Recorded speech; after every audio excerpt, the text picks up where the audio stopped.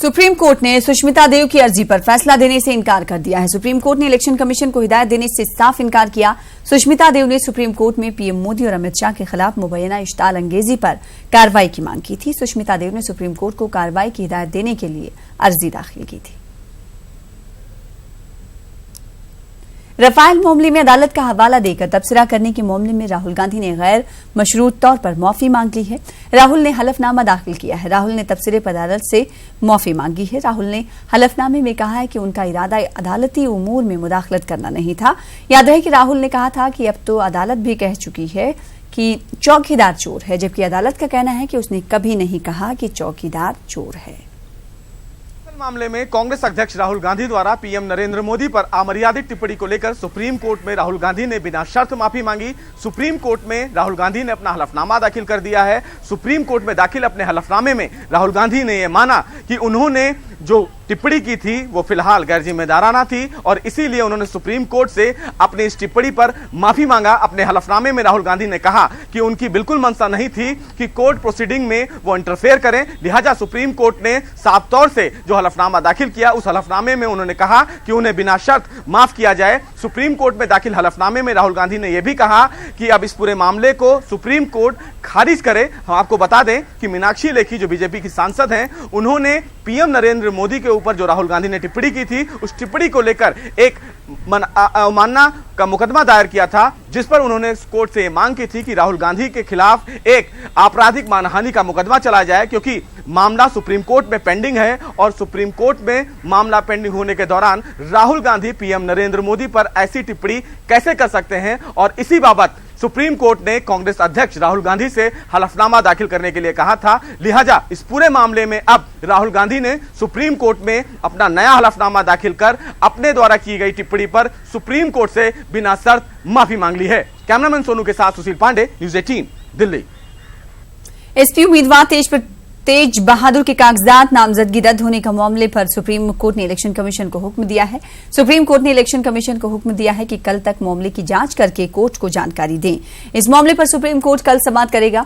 आपको बता दें कि तेज बहादुर ने बनारस में एसपी उम्मीदवार की हैसियत से कागजात नामजदगी दाखिल किए थे, लेकिन शर्तें पूरी नहीं होने की वजह से पर्चे नामजदगी मनसूख कर दी गई थी। रिटर्निंग ऑफिसर ने इसलिए क्यों उसका नॉमिनेशन रिजेक्ट कर दिया कि उसने इलेक्शन कमीशन से ये सर्टिफिकेट नहीं प्रोड्यूस किया कि उसका नॉमिनेशन कि उसका डिसमिसल करप्शन या डिसलॉयल्टी के ग्राउंड पर नहीं था।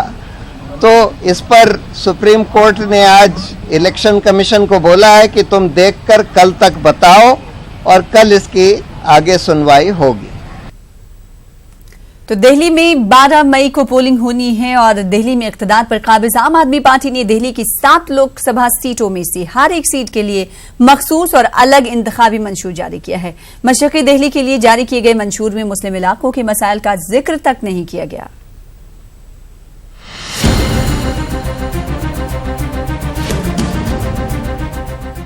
राजधानी दिल्ली में इंतखाबी सरगर्मियां और जलसे जुलूस जोर पकड़ रहे हैं। इंतखाबी माहौल के दरमियान आम आदमी पार्टी ने दिल्ली के मुकम्मल रियासत के दर्जे के नाम से वक्फ मंशूर जारी करने के बाद हर लोकसभा सीट के लिए भी मंशूर जारी किया है।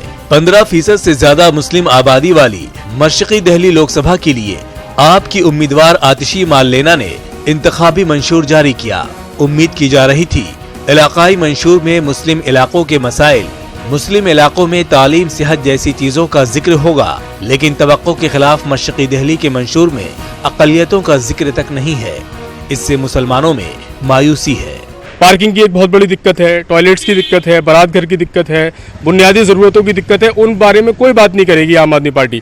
आम आदमी पार्टी किसी मुस्लिम एरिया के बारे में उनके मैनिफेस्टो में कहीं कोई जिक्र नहीं है कि हम मुसलमान इलाकों में मुसलमानों की जो बुनियादी ज़रूरत हैं उनको कैसा पूरा करेंगे। वो ये कुछ बात नहीं करेंगे, ये हवाई बातें करते हैं। हम इन पूरे मैनिफेस्टो को सिरे से खारिज करते हैं। देखिए, मैनिफेस्टो तो मोदी साहब ने भी किया था कि हम ये कर देंगे, 15 लाख दे देंगे और ये अकाउंट में डाल देंगे। बहुत सारी चीज़ें उन्होंने कही थी, लेकिन क्या हुआ? कुछ नहीं हुआ अभी तक। उसके अंदर कोई भी अकाउंट में कोई पैसा नहीं आया, कुछ नहीं आया। मैनिफेस्टो इन्होंने भी अपना बनाया कि भाई ये कर देंगे, वो कर देंगे। तो मैनिफेस्टो बनते रहते हैं। देखिए, जुमलेबाजी की सरकार है ये, और कुछ नहीं है। आम आदमी पार्टी की वाहिद खातून उम्मीदवार होने के नाते आतिशी ने खवातीन के तहफ़्फ़ुज़ के मसले को बड़ा मौजू बनाने की कोशिश की और तारीख जगहों पर रोशनी का वादा किया है। उधर कांग्रेस के उम्मीदवार अरविंदर सिंह लवली ने सवाल उठाया कि जो वादे किए गए हैं वो दिल्ली हुकूमत के तहत आते हैं तो फिर काम क्यों नहीं हुआ। वहीं बीजेपी ने वादों को हवा हवाई बताया और सवाल उठाया दिल्ली की केजरीवाल सरकार ने अक़लियती तबके के लिए कुछ भी नहीं किया बल्कि सिर्फ डराने का काम किया है। देखिए, उनको कुछ नहीं, खुद नहीं पता होता कि क्या करना है। कभी माइनॉरिटी का नाम लेते हैं, कभी नहीं लेते, कभी काम की बात।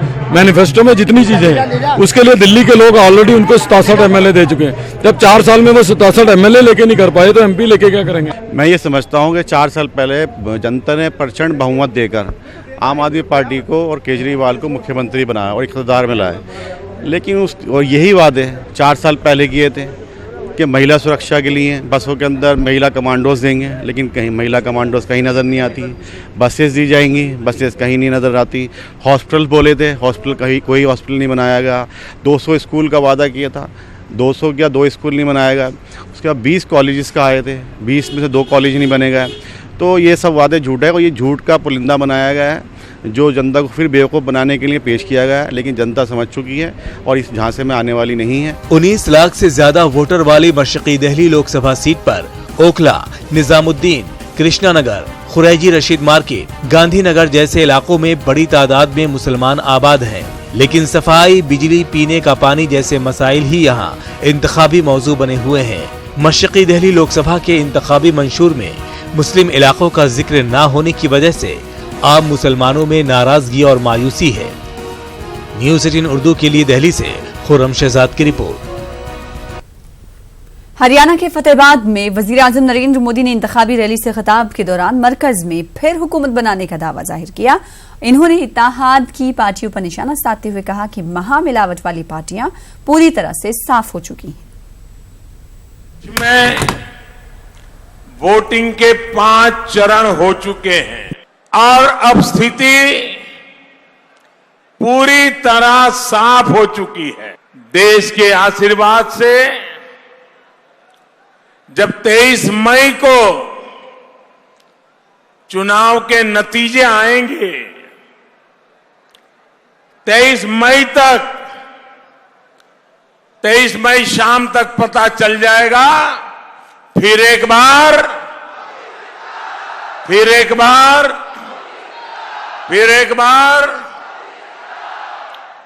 कांग्रेस हो या फिर उसके महामिलावटी साथी, सभी ने हाथ खड़े कर दिए हैं।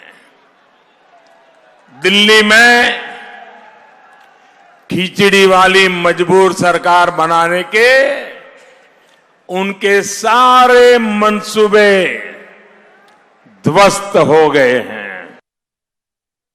वादी कश्मीर की राजधानी श्रीनगर में बुजुर्गों के लिए डे केयर सेंटर खोला गया है। आहत वकार के नाम से खोले गए इस सेंटर में बुजुर्ग अपना दिन खुशी से गुजारते हैं और रोजमर्रा की जिंदगी के तनाव से कुछ हद तक छुटकारा मिलता है। इस सेंटर में ये बुजुर्ग शहर श्रीनगर से आए दूसरे बुजुर्गों से बातचीत करके काफी खुशी महसूस करते हैं। इस सेंटर में इन बुजुर्गों के लिए रोजाना चेकअप के साथ साथ मुख्तलिफ गेम्स का बंदोबस्त है। इन बुजुर्गों का कहना है कि यहाँ आकर हमें ये महसूस हो रहा है कि हम में अभी भी कुछ करने की ताकत है। अच्छी बात है क्योंकि यहाँ पे बुजुर्ग आते हैं, बैठते हैं घर में, वो तंग भी होते हैं, स्ट्रेस भी उनका होता है। वो आते हैं यहाँ गपशप करते हैं, कभी चाय पीते हैं, कभी खेलते हैं, तो उन्हें महसूस होता है कि हम में अभी है कुछ, हम कुछ कर सकते हैं अभी। नहीं तो घर में बैठे बैठे वो तो स्ट्रेस भी पड़ेगा तो तंग भी हो जाएंगे। यहाँ डॉक्टर साहब भी आते हैं, हमें चेक करते हैं, हम मुतमिन है डॉक्टर साहब के, जो वो हमें कहता है। मुझे लगता है वो डॉक्टर साहब जो यहाँ बैठा है हमारे लिए वो अच्छा है डॉक्टर। आके हमें सुकून होता है, लगता है बहुत अच्छा लगता है। घर में निकलते यहाँ आते सुकून के लिए, तो यहाँ सुकून मिलता है। एक्चुअली आजकल हमारे यहाँ माइक्रो फैमिली सिस्टम्स हो गए हैं, बच्चे काफ़ी बिजी हो गए हैं अपनी जॉब्स या एम्प्लॉयमेंट्स को लेके, तो घर में पेरेंट्स अकेले हो जाते हैं। तो उस चक्कर को में ध्यान रख के, इस प्रॉब्लम को ध्यान में रख के ये रिक्रिएशन सेंटर्स खोला गया है यहाँ पे। And this is the only recreation centre in JNK right now जो अभी ओपन हुआ है यहाँ पे, और इसको अंडर ऑब्जर्वेशन रखा गया है। और इसमें जैसे इसमें देखा जाएगा कि रजिस्ट्रेशन ज़्यादा बढ़ रही हैं, लोगों का ज़्यादा अच्छा रुझान हो रहा है, तो ये आगे और भी बढ़ता जाएगा। उसमें बाकी डिस्ट्रिक्ट्स या बाकी इलाकों में भी इसको ज़्यादा से ज़्यादा ब्रांचेस खोली जाएंगी। सुप्रीम कोर्ट ने एनआरसी कोऑर्डिनेटर प्रतीक हाजला को हतमी फहरिस्त 31 जुलाई तक शाया करने के लिए कहा है। कोऑर्डिनेटर ने अदालत को बताया है कि एतराजात पर समाअत शुरू हो गई है, लेकिन एतराज करने वाले नहीं आ रहे हैं। इस पर सुप्रीम कोर्ट ने कोऑर्डिनेटर से कहा कि वो अपनी दूरंदेशी का मुजाहरा करें, कुछ भी करें, लेकिन फहरिस्त 31 जुलाई तक शाया करें।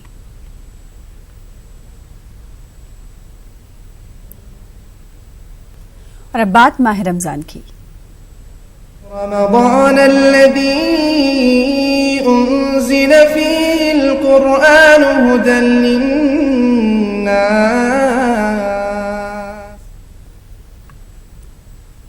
माह रमजान की फजीलत और बरकत, रोजे के एहतमाम के साथ साथ इस माह की जाने वाली खास इबादतों और तिलावत कुरान पाक से है। मेरठ में इन दिनों शहर की मुख्तलिफ मसाजिद में जहां शबीनों का एहतमाम किया जाता है, वहीं मुख्तलिफ इबादत गाहों में खास तौर पर खवातीन के लिए कलाम इलाही के दर्स और तिलावत का खुसूसी एहतमाम किया जाता है। माह रमजान की फजीलत दूसरे महीनों से ज्यादा है। इस माह में कुरान पाक नाजिल हुआ। रोजे के एहतमाम के साथ मुसलमान इन दिनों में कुरान मजीद की कसरत से तिलावत करते हैं।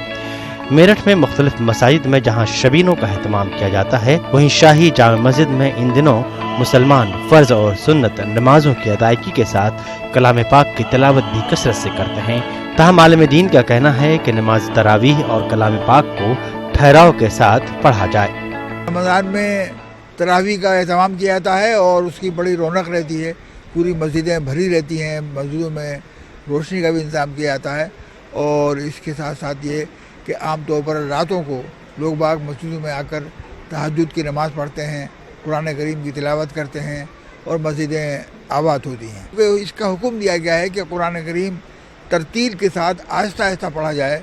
तो इसलिए ज़्यादा बेहतर ये है कि एक कुरान पूरे महीने में पढ़ा जाए। और जैसा कि आम तौर पर लोग बाग चंद दिनों में कुरान ख़त्म करते हैं और बहुत तेज़ी के साथ पढ़ते हैं, समझ में नहीं आता कि क्या पढ़ा जा रहा है। ये कुरान करीम की बेदबी है।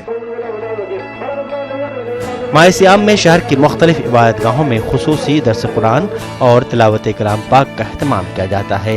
शहर की छोटी करबला घंटा घर में इन दिनों खास तौर पर खवातीन के लिए खुसूसी दर्स व तिलावत कलाम पाक का एहतमाम किया जा रहा है।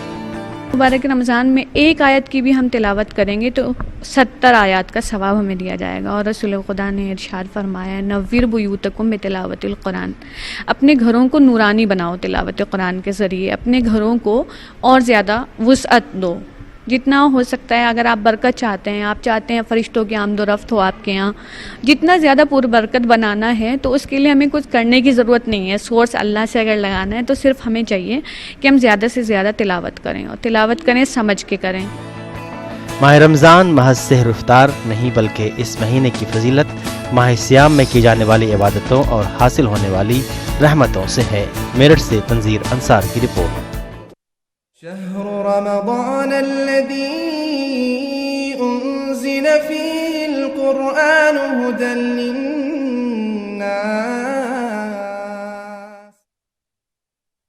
सूडान के फौजी हुक्मरानों ने कहा है कि मुल्क का नया कानून शरीयत पर मबनी होना चाहिए। सिविल अपोजिशन लीडरों ने मुल्क का कानून बदलने के लिए एक मुसव्वदा पेश किया था। मिलिट्री तर्जुमान लेफ्टिनेंट जनरल शमसुद्दीन काबाशी का कहना है कि मुल्क में शरीयत कानून नाफिज किया जाए। सूडान के फौजी हुक्मरानों ने कहा है कि मुल्क का नया कानून शरीयत पर मबनी हो। एक माह कबल उमर अल बशर का तख्ता उलटने के बाद फौजी काउंसिल ने इक़्तिदार संभाला और सिविल अपोजिशन लीडरान ने मुल्क का कानून बदलने के लिए एक मुसव्वदा पेश किया था। मिलिट्री हुक्काम ने इस तजवीज़ में तरमीम की बात करते हुए कहा कि मुल्क का कानून शरीयत की बुनियाद पर बनाया जाएगा। रअयना अल-इज़ाफ़ती अलैहा औ इक़्तिराह बाद अत-तअदीलात अलैहा मिन वजहत नज़रिना नत्तफ़िक़ मअहुम अला अल-हैकल अल-आम لنظام الحكم في خلال الفترة الانتقالية واللي مبني على مجلس سيادة وجهاز تنفيذي وجهاز تشريعي بالإضافة للأجهزة المكملة. ملاحظاتنا على الوثيقة في خطوط عريضة أقول أن الوثيقة التي قدمت لنا أغفلت مصادر التشريع، ورأينا أن تكون الشريعة الإسلامية والأعراف والتقاليد بجمهورية السودان هي مصدر। मिलिट्री तर्जुमान लेफ्टिनेंट जनरल शम्सुद्दीन काबाशी का कहना है कि मुल्क में शरीयत कानून नाफिज किया जाए, ताहम मुसविदे के कई नुकात से वो इत्तेफाक रखते हैं। ये मुसविदा declaration for freedom and change नामी सूडानी पेशेवर जमात ने पेश किया, जिसने उमर अल बशर को इस्तीफा देने पर मजबूर कर दिया था। مسؤول لحد اللحظة النظام السابق مسؤول من أزمات الحياة اليومية في الشارع السوداني، مسؤول من صفوف الخبز والبنزين والغاز، وهذه المشاكل لا يمكن أن تحل إلا بتفكيك كامل للدولة العميقة في السودان، ولا يقدر على تحقيق هذا إلا السلطة المدنية الانتقالية। तर्जुमान ने यह भी कहा कि इंसानी हुकूक की तंजीमों को सूडान में साबिक हुक्मरान उमर अल बशर के खिलाफ बदउनवानी की जांच करने की इजाजत भी दी जाए। Bureau report, news 18 Urdu.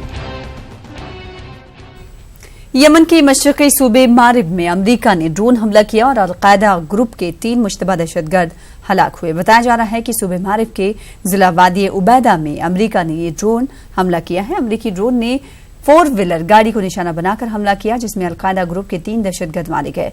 इस हमले में उनकी गाड़ी में भी मुकम्मल तौर पर तबाही देखी गई। मकामी मीडिया ने भी फिजाई हमले के बाद 3 लाशों के बरामद होने की तस्दीक की है। चीन और जापान के बीच बहरी और उमूर की आला सतही मीटिंग जापान के शहर ओटारो में होगी। दोनों मुल्कों के बीच बहरी उमूर की ये मीटिंग 11वीं मीटिंग होगी। चीन के वजारत खारजा के तर्जुमान गैग स्वांग ने कहा कि दोनों मुल्कों की वजारत खारजा, वजारत दिफा, बहरी उमूर के आला अफसरान और दोनों मुल्कों से कई इंतजामिया के अफसरान इस मीटिंग में हिस्सा लेंगे। इन्होंने ये भी कहा कि चीन चाहता है कि दोनों मुल्कों के बीच बाहमी इफ़हाम व तफहीम में मजबूती और दोनों मुल्कों के रिश्तों में भरोसा हो। दोनों मुल्कों के बीच 2012 में बहरी उमूर पर मुआहदा हुआ था। इस मुआहदे का यह मकसद था कि दोनों मुल्कों के बीच बहरी तनाव खत्म हो जाए। यूं तो आमतौर पर किसी भी सरकारी इदारे के रखरखाव के लिए सबकी निगाहें सरकारी खजाने पर ही टिकी रहती, मगर बाज औकात कुछ सरकारी मुलाजिम रज़ाकाराना तौर पर कोई ऐसा काम सर अंजाम देते हैं जो अपने आप में एक मिसाल बन जाता है। ऐसे ही एक कदम जम्मू के SMGS अस्पताल में तैनात नर्सेज ने उठाया है। देखिए जम्मू से कोमल सिंह की खास रिपोर्ट।